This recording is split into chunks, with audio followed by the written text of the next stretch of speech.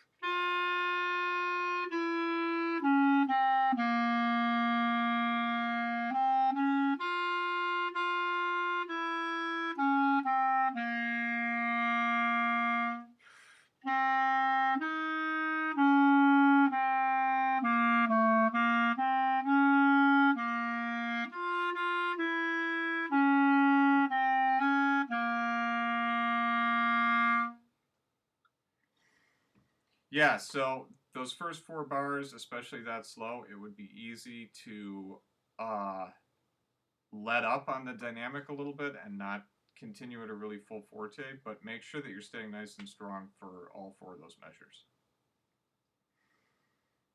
And then big crescendos in the first and second endings, especially big in the second ending. 173. Notes in disguise. Because they're in harmonics. Get it?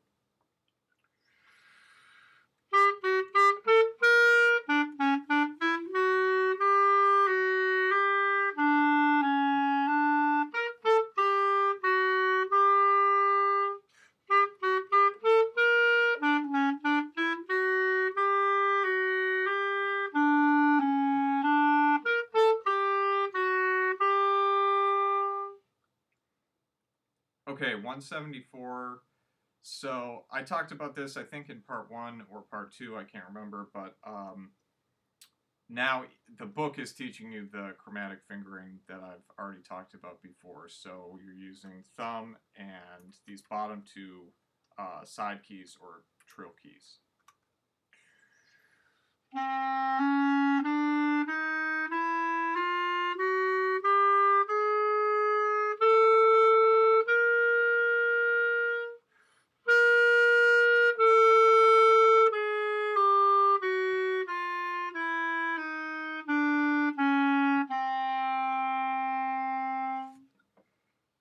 So this might seem a little bit tedious, but I'll go through using now the other E flat key and I'm going to practice flipping. So I call it flipping because it's going from this thumb F natural to this first finger down F sharp. So, you know, I recommend being able to do the chromatic scale, which is what this is, both ways.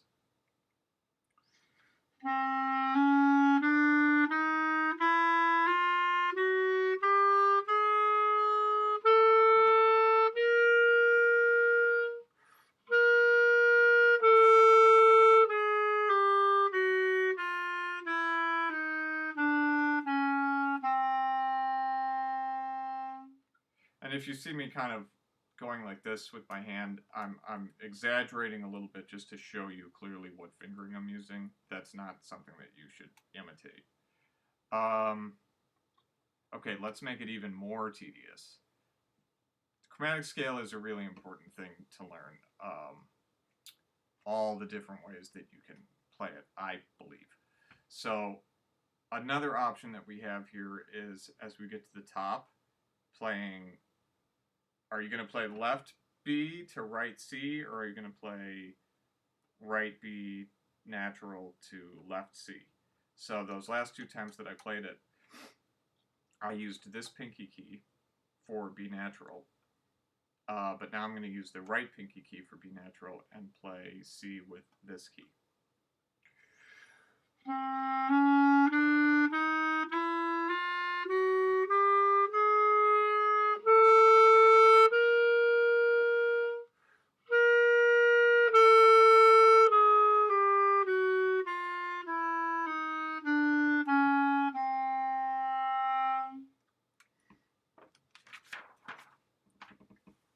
I think we'll touch a little bit on why that is important, but not right here, right now. Okay, so 175 is teaching the forked alternate B natural fingering that I also have talked about earlier. So rather than this, this. And this actually is nice because it tells you, well, it's instructing you to use the alternate fingering for, yeah, okay, so this makes sense. If you look at the second line, it's saying use the alternate fingering on the B natural half notes, starting there, because you have a B flat in the middle. the second from last measure of the second line. And then you go back to B natural.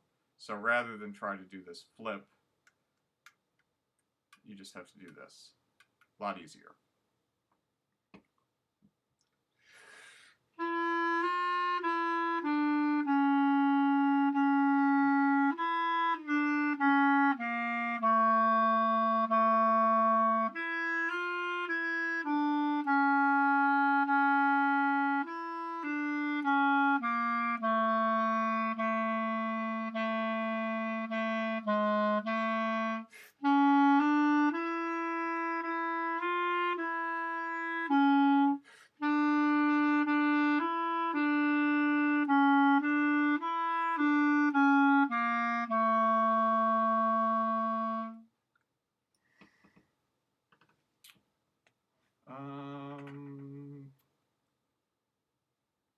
I think that probably breathing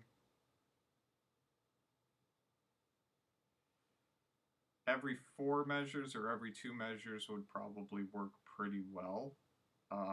It doesn't really tell you. The only place that I'm kind of questioning, I'll play it right now.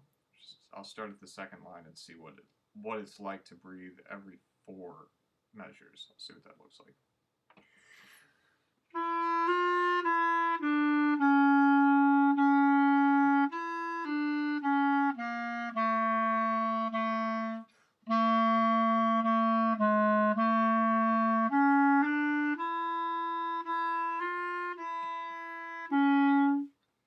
Yeah, so I think that works pretty well, actually, if you just breathe every 4 measures for this one.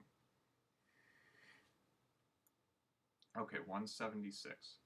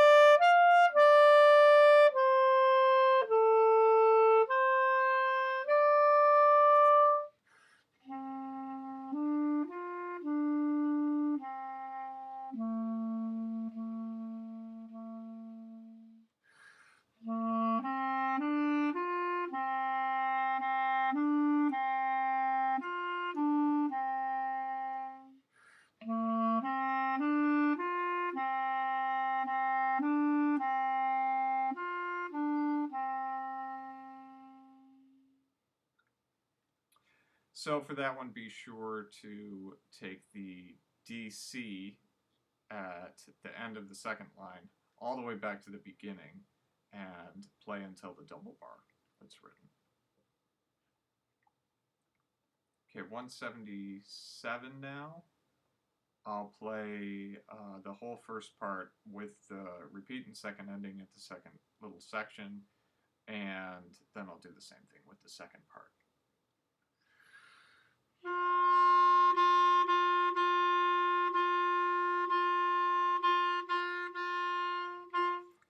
And I think I started way too loud and maybe not quite fast enough. So I'll start that again.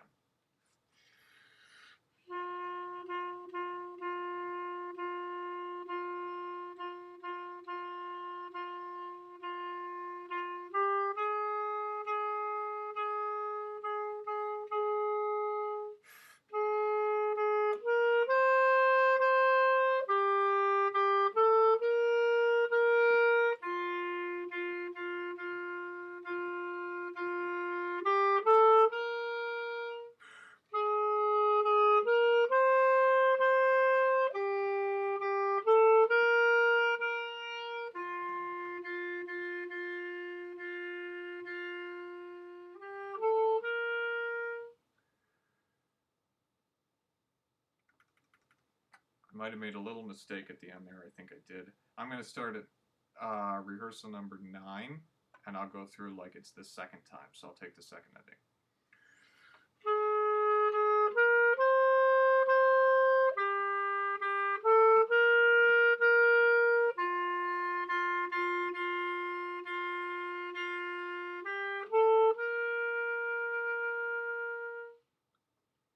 Okay, second part now.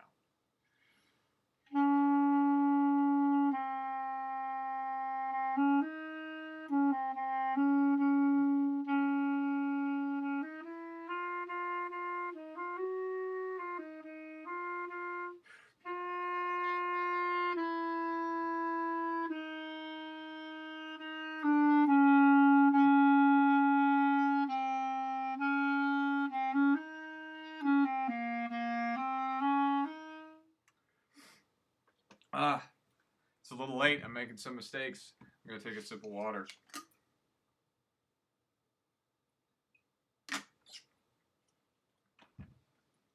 Okay.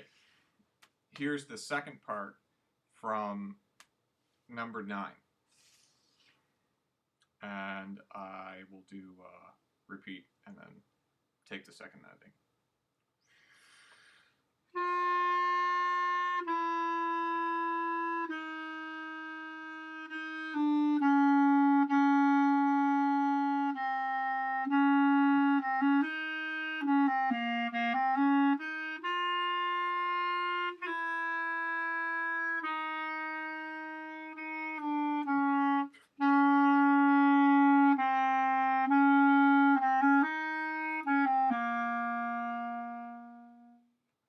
And there was a little finger thing in there on the second repeat where I couldn't decide if I was going to play this F sharp, which is what they want you to play, or this F sharp. The one that they're asking you to play, which is what they call the alternate one, is much better. Play that one.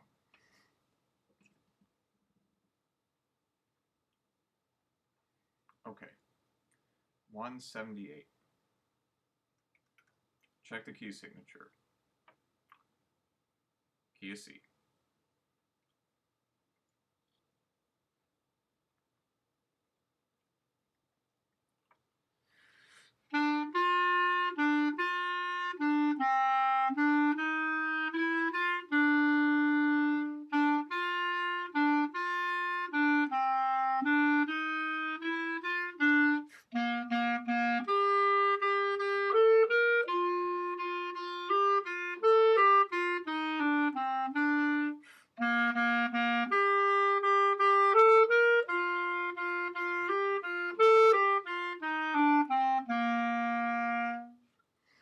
That's a really nice part from Capriccio Italienne.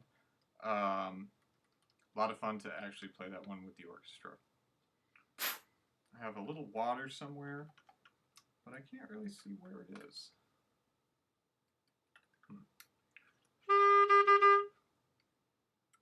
All right, 179.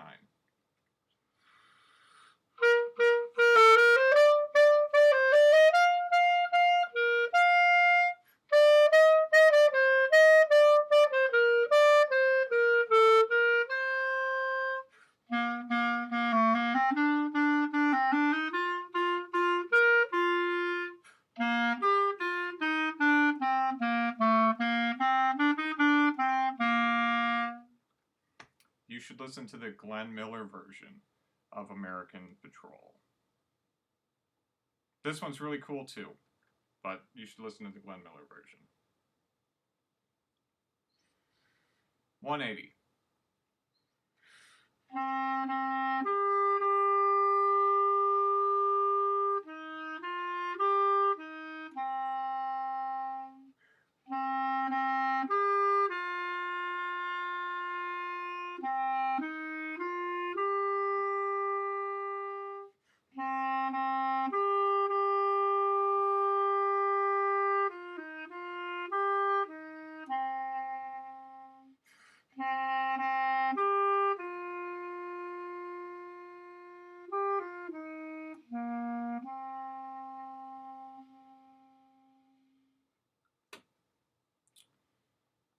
I had a little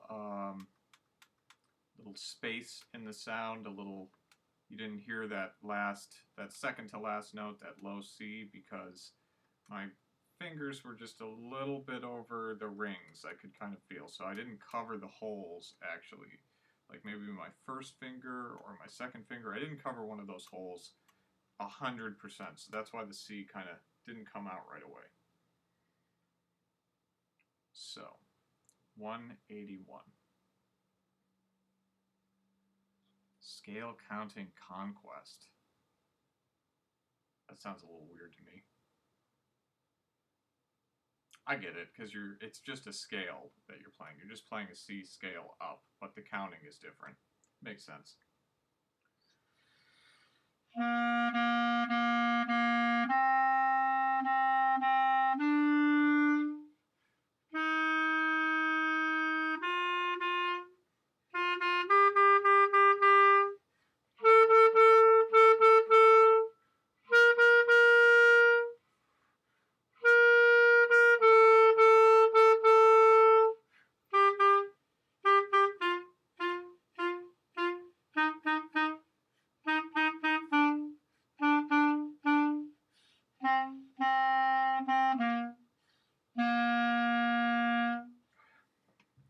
don't know if that's one that you would do with, like, if you had a lesson group and you had 10 people in it, or if you had a whole band and you would have everybody do that scale exercise that way. But that would be really fun if you could get your whole, like, ensemble or your whole lesson group to be pretty tight on that.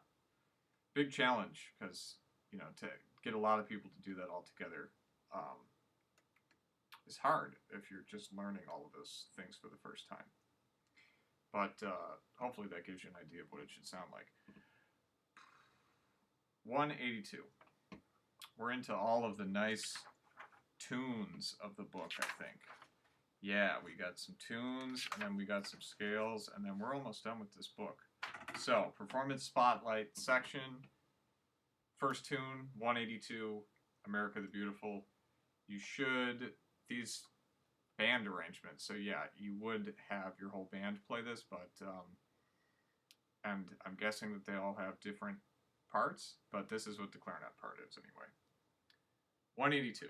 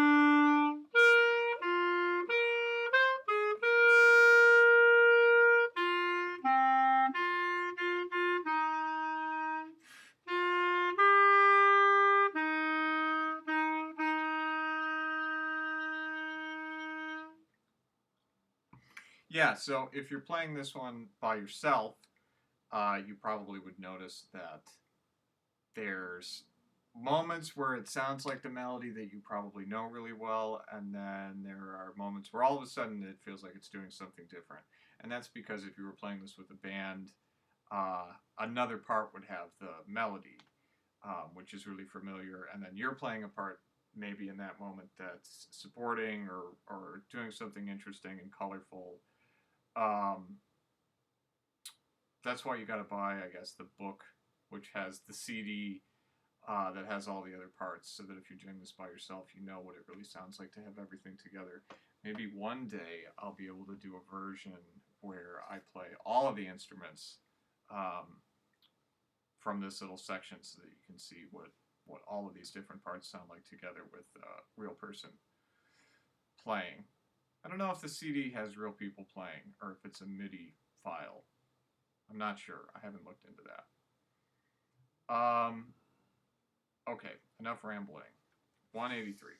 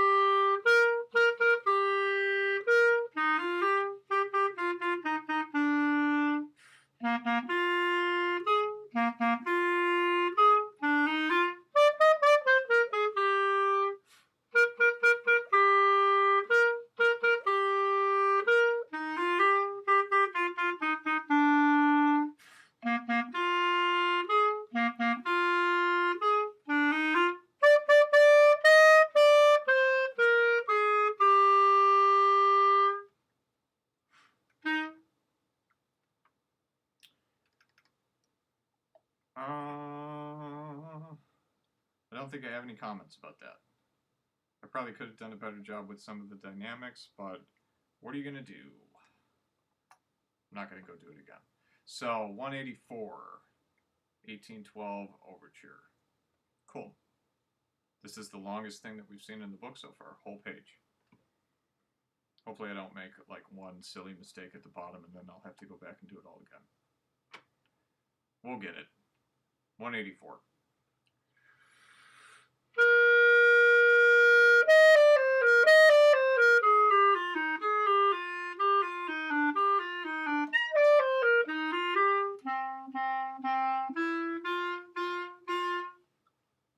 So I kept going a little bit past the squeak. I didn't let it completely stop me, as we talked about a little bit earlier tonight, or today, or this morning, or yesterday, or whenever you watched the last part. Hopefully you watched the last part. But for me right now, it's tonight. So I'm going to go back to the beginning now so that you get what the actual note sounds like, where I had a squeak last time.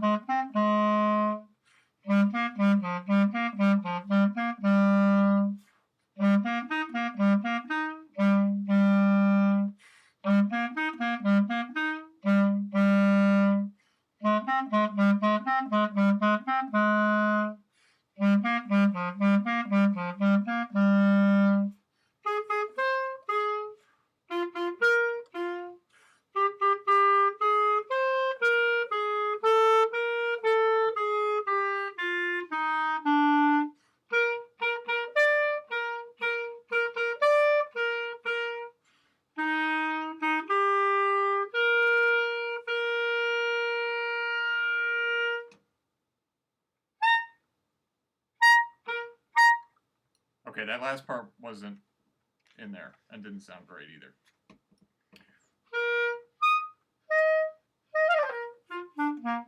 Okay, I'm just goofing around now. If you think that you have a lot of notes, clarinets, in this part at the end, you should go listen to what the violins have in the real full orchestra version. It's a lot of notes. Okay. 185. Again, I don't have a piano playing with me right now. Maybe in the future you'll be able to watch something where I'm playing both parts or something magically through the magic of computers. Which is how I'm talking to you right now if you're listening. 185, I'm not going to count through like the first two bars where it's just the piano playing. I'll just start right at 3.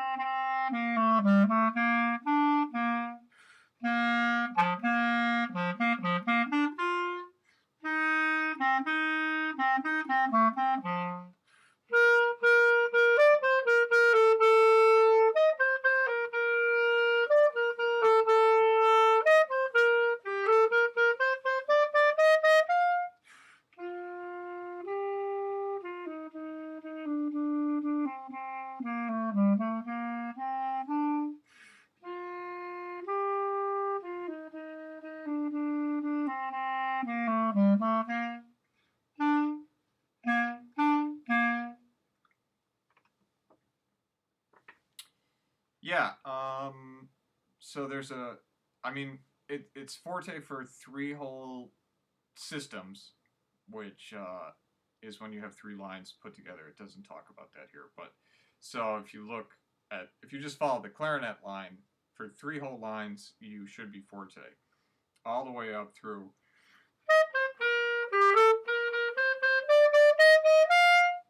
Should end nice and strong, and then all of a sudden at 13.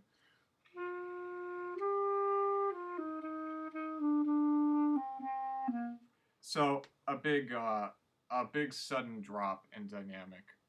That's really exciting if you do it really effectively, which for most people I think will mean making sure that you're nice and strong all the way through the end of measure 12. Okay, duet 186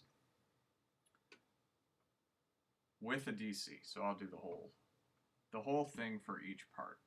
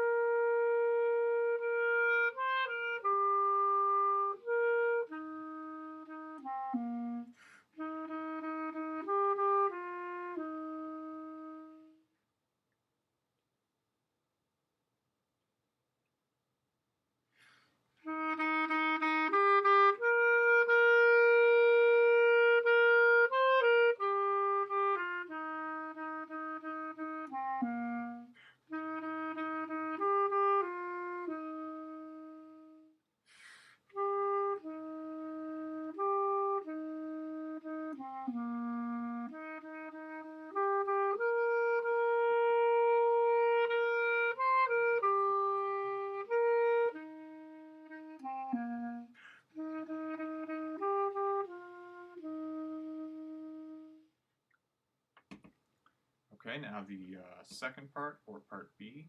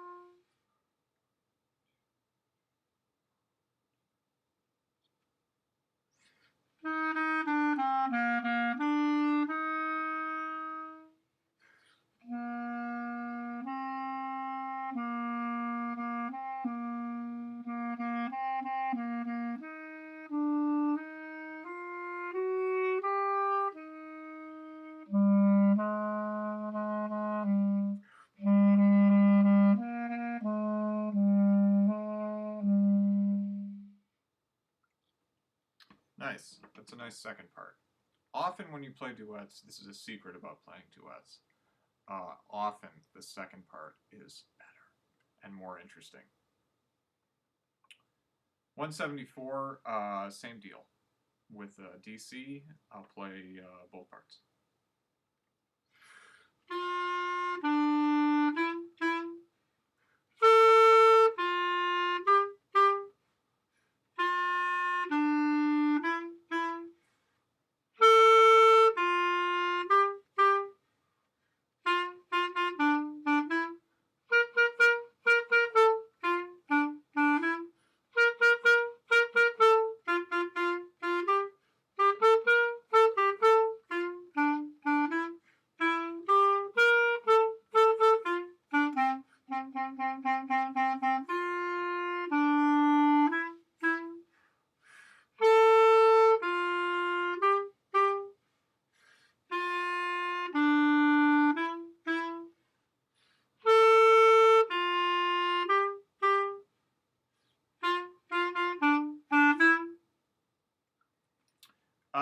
I added an extra eighth note on the measure right before the DC.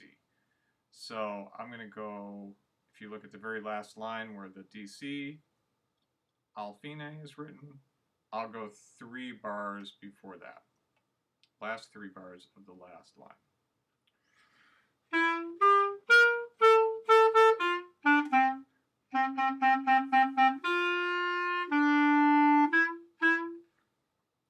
Just added one extra 8th note, which I think sounded better than what's written, but that's none of my business. Second part.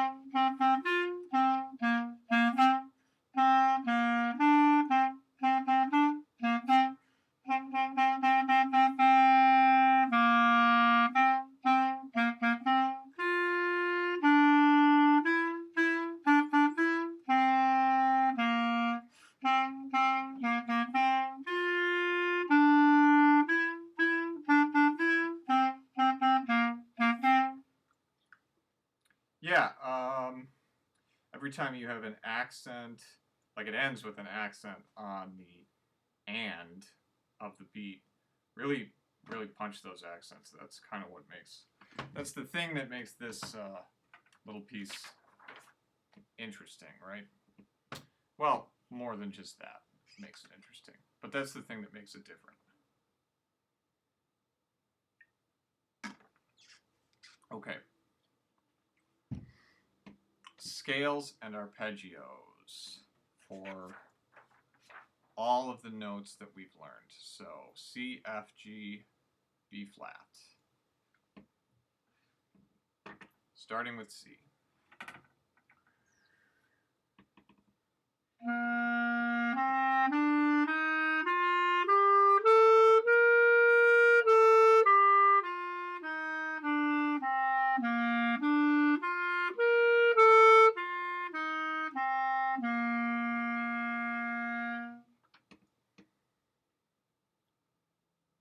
Number 2 for C.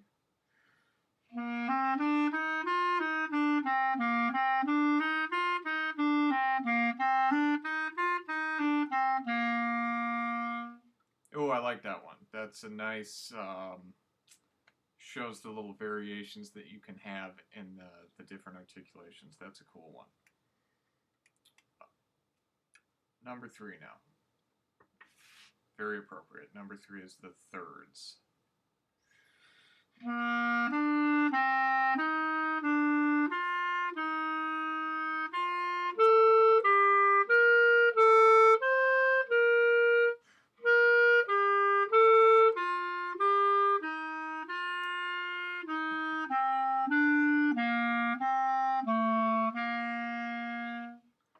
I breathed after every 4 bars.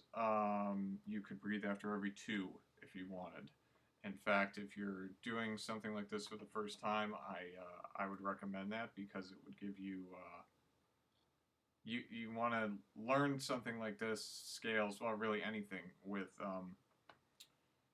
the best breath support possible. And if you need to take more breaths to do that, that's absolutely fine. Okay. Number 4 for C major.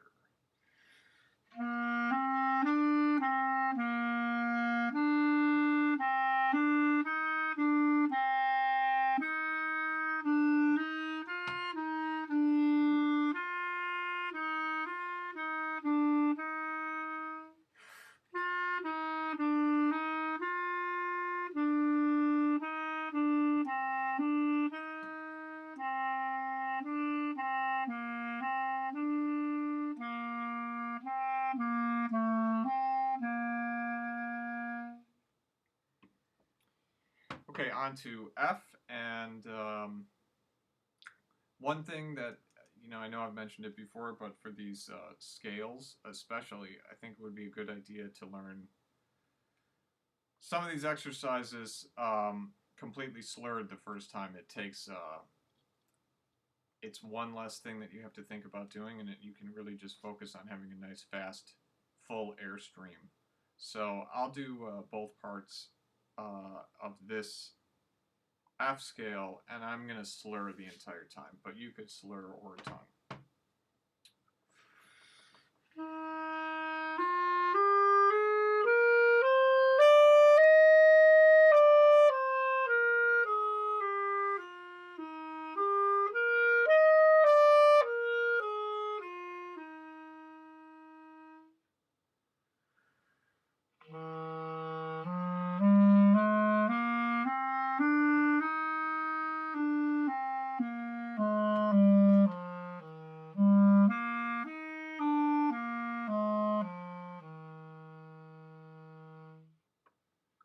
Okay, number 2 for F.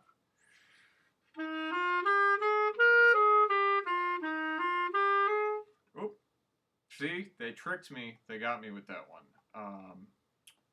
Slurs on the first 2 notes of the first 2 measures, and then tongues on the first 2 notes of measures 3 and 4. I tripped up a little bit.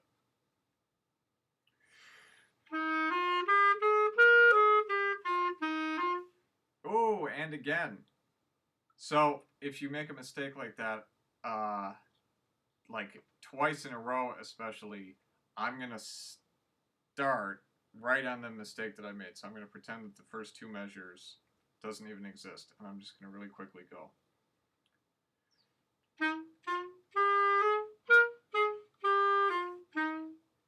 And maybe one more time. Since I made the mistake twice, I'll do it right twice.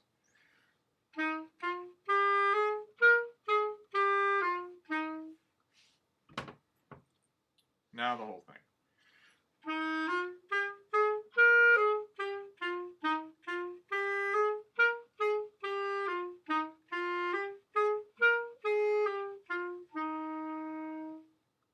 Number 3.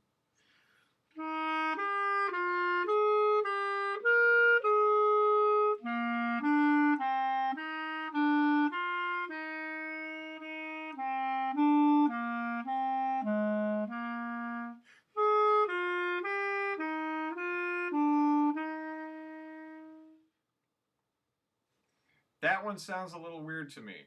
I would rewrite it so that the middle 4 bars, meaning bar 3, 4, 5, and 6, were actually up the octave. I'm not sure why they don't do that. Because that sounds really weird to end on the C like that, frankly. So I would recommend trying it like this.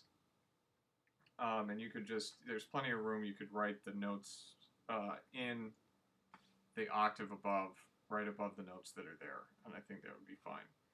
That would sound like this.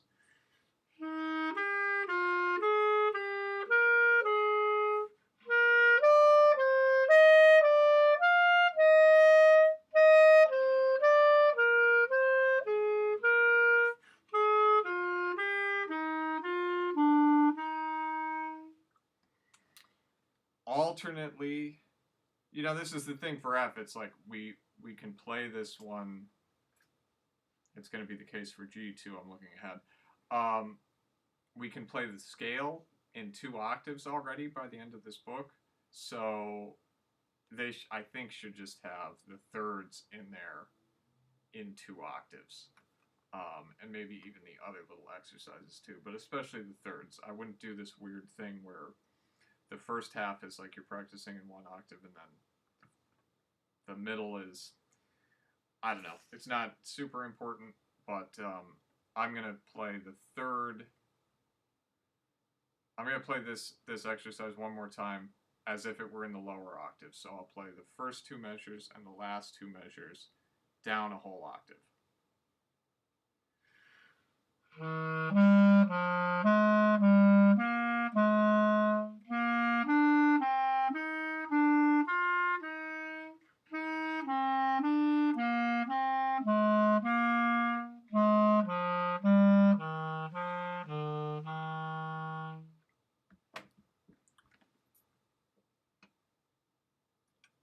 No further comment. Number 4.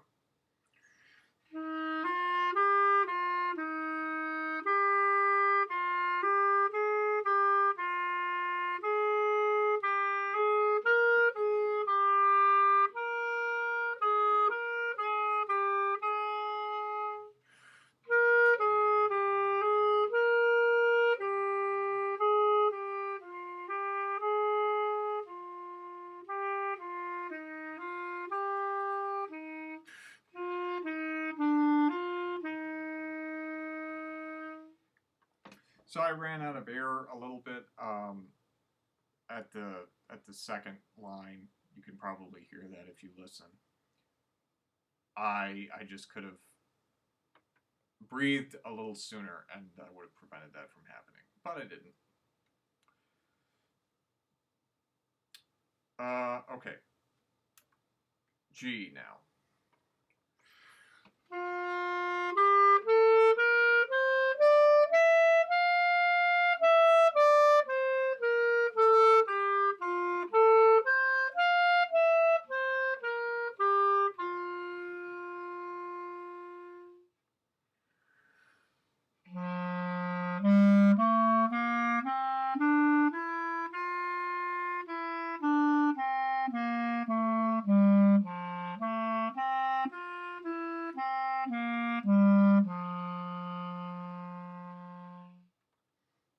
So something that I maybe should have mentioned for F as well as for G is look at the key signature. There's a nice little note after the heading for each of these things that says like, hey, in the key signature there's a B flat or there's an F sharp. Just observe those. You've been doing that through the whole rest of the book, so shouldn't be a big deal. But if something sounds wrong, check the key signature and make sure that you're playing like F sharps if you're playing a G scale, or B flats if you're playing an F scale. So back to F sharps in the key of G major. Number 2.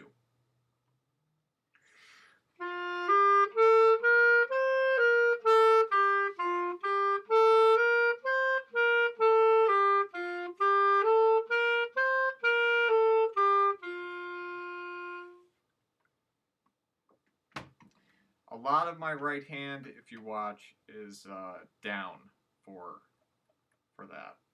Like, always at least these 3 fingers are down the entire time. There's notes earlier in the book like keep your right hand down, but it kind of doesn't put those in all the time. This would be a good place to put that in. Like, keep these 3 fingers down the whole time. You'll be good.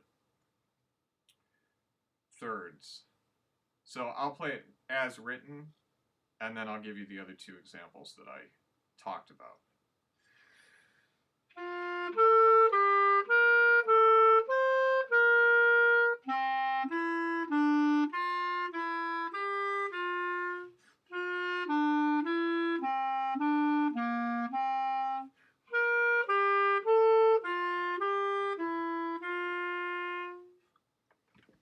For some reason, that one sounds nicer to me than the one that I was talking about for the key of F. But I'll do the lower and higher ones right now anyway. So I'll start by playing the lower octave one.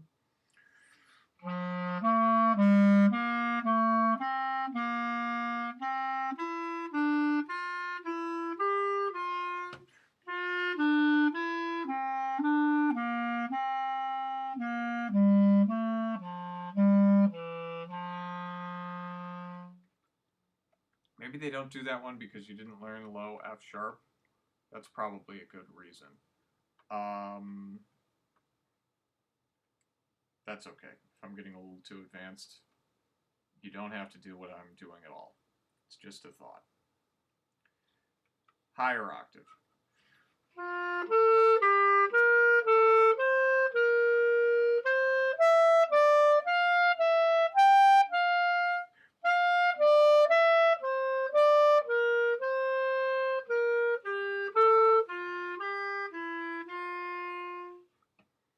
Okay, number 4.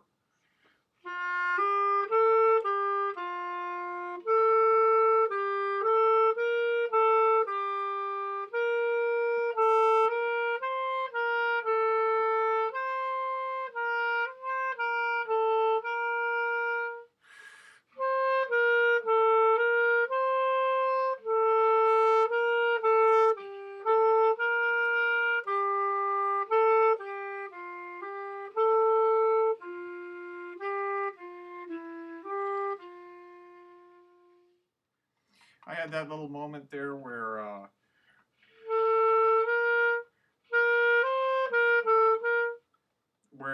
I think it was a D didn't come out totally clearly because I didn't lift this C key up very precisely. It was a little thing, but if you noticed, that's what caused it. Okay, I think our last scale for this first book. Yes, our last scale is B flat, so there are B flats and E flats in the key.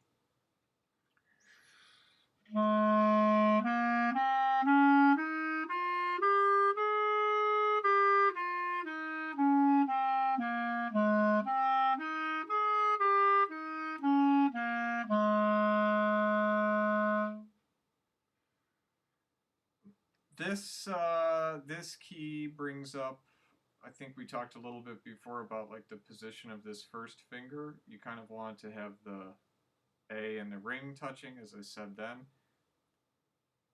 This doesn't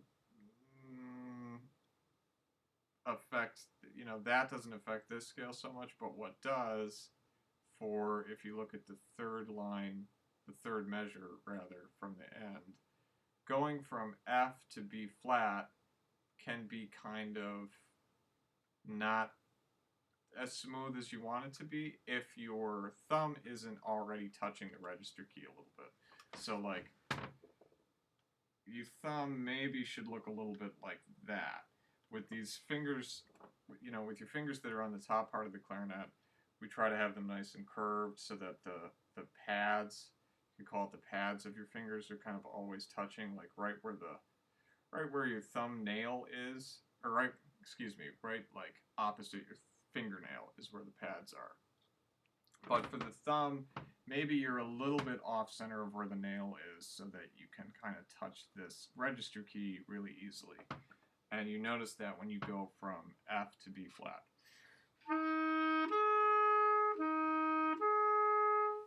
If your thumb isn't close to the register key, there could be a little bit of a gap there. So that's something to look out for. Number 2.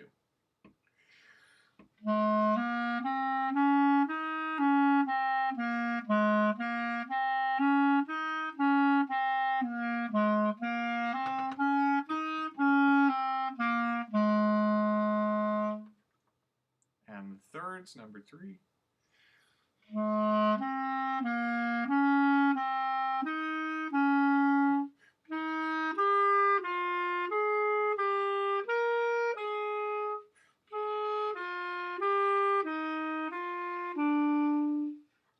That's what a wrong note sounds like. I'm going to stop and go back to the beginning. I'm not going to push through that wrong note.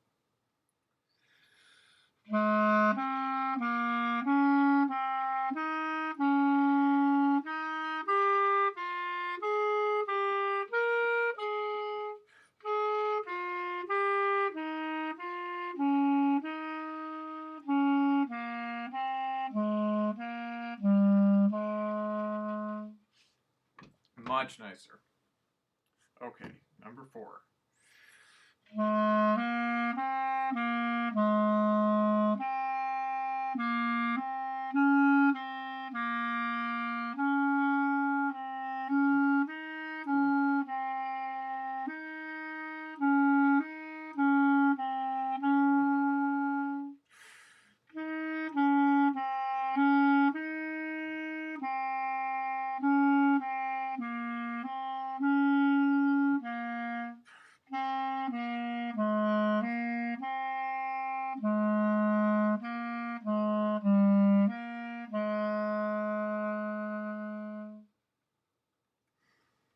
Okay.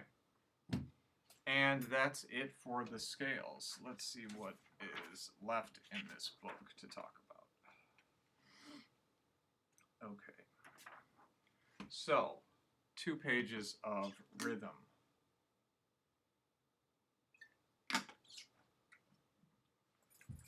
I believe that these 2 pages are the same in all of the different instruments. All of the books for all the different instruments, I should say. So, I think I will